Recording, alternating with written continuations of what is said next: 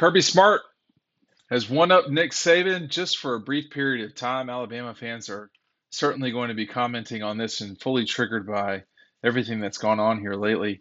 But Nick Saban has become once more the highest paid head coach in college football. So Kirby had about, I don't know, was it even a month where he was the highest paid guy? Now Alabama is paying Nick Saban $11.7 million a year. Here's what Alabama had to say in a statement. I got a lot to say about this. Our family is this is what Nick said. Our family is very excited to agree on a contact extension with Alabama. Terry and I are very appreciative of the unmatched commitment the university has shown to this football program and our family over the last 15 years. This is our home. We look forward to finishing our career at Alabama. I think a lot of people are wondering when that finishing will be. This is what Greg Byrne, the AD at Alabama, had to say. We were incredibly fortunate to have the best football coach in the country and one of the greatest coaches of all time, regardless of sport, here at Alabama.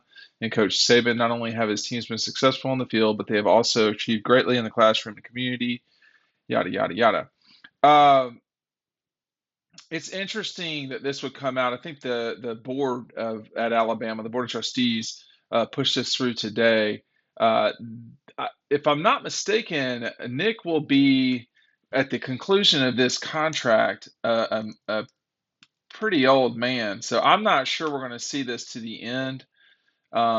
He would be 78-ish years old. Is that right? Yeah, he'd be about 78 when this contract expires. I doubt that he will be um, seeing the end of this contract at Alabama, but I don't think there's necessarily a certainty that he won't. I just am skeptical that he will. Now, with that said, um, this okay. I don't hate Alabama doing this at all. I think it's a smart move for Alabama to lock up Nick, make sure everybody knows that he's going to be around for a while. But I have to say that if you lost the national championship and got an extension to where you're being paid more than the guy that just beat you, it's a curious look. It might have nothing to do with that. I don't know. But I'm sure it does have something to do with that. I mean, here are Nick and Kirby in at some. I mean, we don't know where we are in this game slew of games, and there's no doubt they're going to be playing one another more in the future if Nick sticks around. Well, whether Nick sticks around or not with the SEC going to 369 scheduling, um, but it is curious that they felt like they needed to do this. I don't know. It just to me is kind of curious why you would do this, but it's just I mean if you're Nick, it's so that you can make more money. But if you're Alabama, it's so that you can lock him up as much as possible. But at the same time, is this where Nick should be in the marketplace? I would tell you, yeah, I think he should be above everybody that they can be. But I don't know that I don't know what message, if any message at all, that it sends that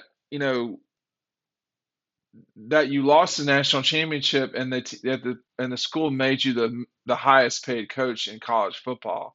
Um, this is according to the reporting from Michael Casagrande at AL.com.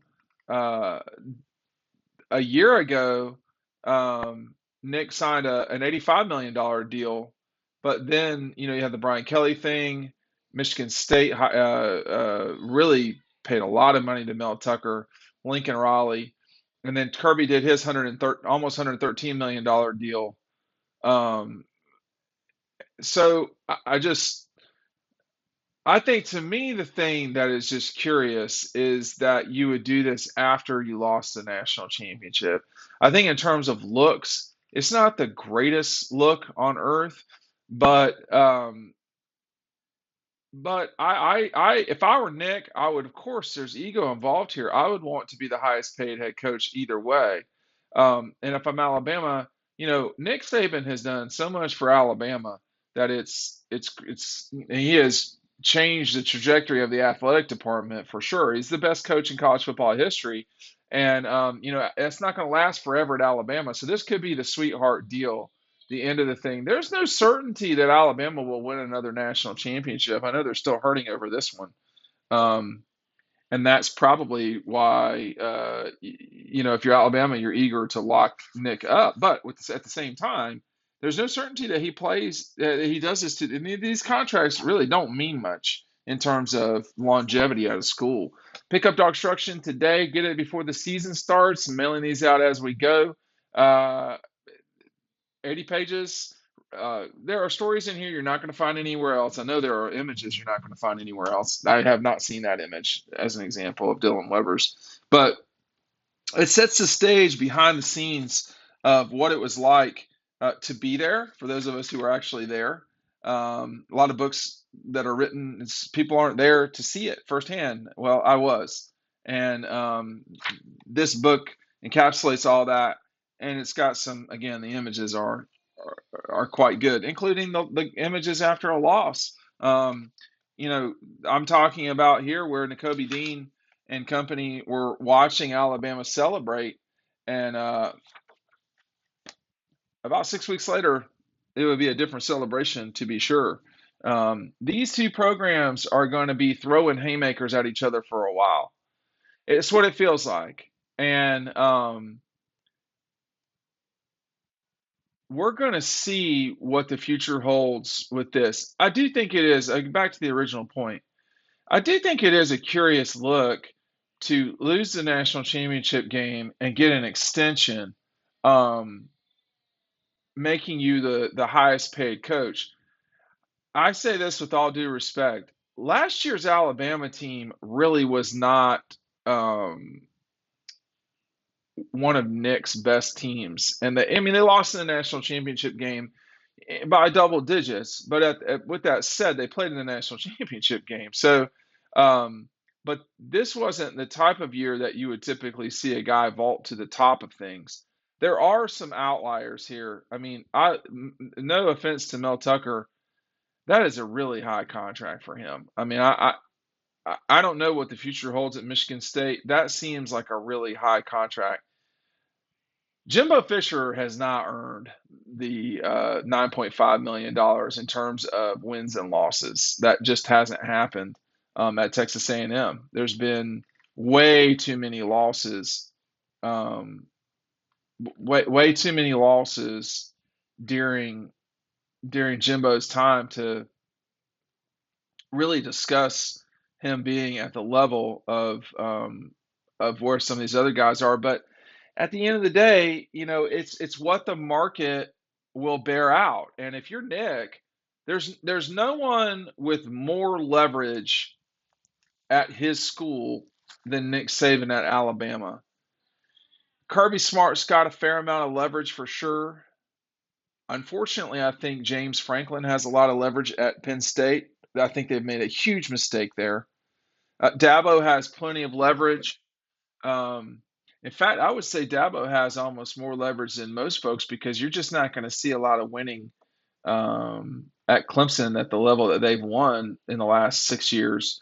And you might see that go down with Dabo. I don't know, but he'll always get credit for it. I had a Clemson buddy of mine last night talking about how Dabo Swinney was legendary.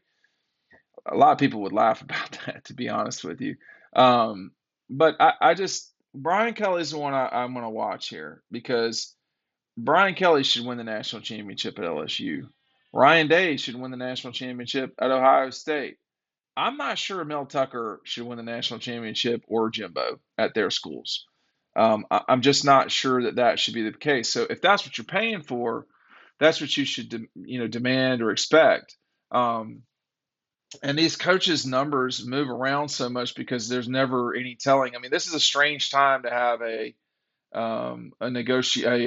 release of a contract. And the state of Alabama, and I don't know if this falls under this particular situation, but in Alabama, the freedom of information laws are so restricted, it's crazy. I mean, y'all really got to get a hold of yourselves over there. about a Freedom of Information Act stuff. It's not healthy. Not that George is perfect, but these guys are just coaching football. I mean, this is not life or death, and you should be, the press should be reporting on things. But I don't know if in this case, Alabama just released it, or if Casagrande and those guys at AL.com got it or what or whatever. But some of these numbers, I mean, Nick being the highest paid head coach makes sense to me. Kirby being number two makes sense.